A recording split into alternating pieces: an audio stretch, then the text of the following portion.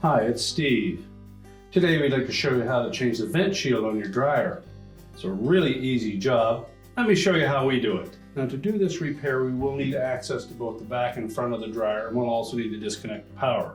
So our first step will be to pull it far enough forward so that we can unplug it and disconnect it from the vent.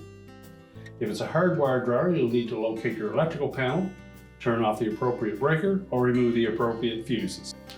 Now with the power disconnected and our dryer pulled forward, our next step will be to remove the lint screen first. So simply pull it out of the cabinet and set that aside. And then we'll remove these two Phillips screws that secure the filter housing to the main top. We want to use caution that we don't drop those screws down into the inside. And then we can set that all aside. So now we'll go to the back of the dryer and we'll next need to remove this back panel. So remove the 1/4" hex head screws. There's 3 along each side.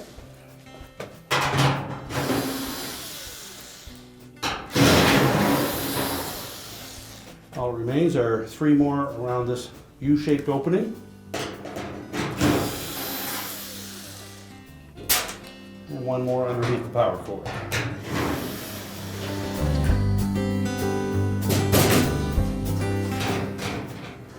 Slide that back panel off of the vent, and then we'll set that aside. If the old shield is still intact, simply slide it off of that vent outlet, and discard it, and then we'll press the new one into place. That'll prevent the back panel from accidentally being pushed up against any electrical terminals located near the heater or the thermostat. And now we can put the back panel back on.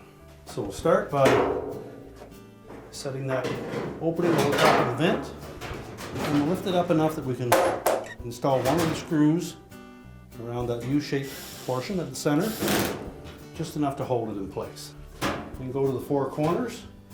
We won't tighten these screws, we'll just make sure that they line up.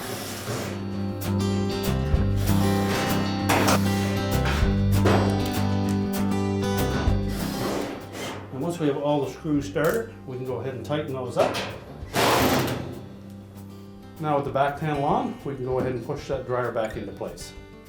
So now we'll go ahead and put the 2 retaining screws in for that lint filter housing. Make sure the holes line up. And use caution that we don't drop those screws down into that opening.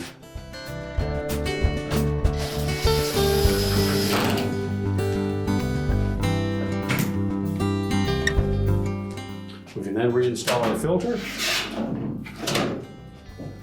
And we're ready to reinstall the dryer. We can now reconnect the vent, push our dryer back into place, reconnect the power, and your repair is complete.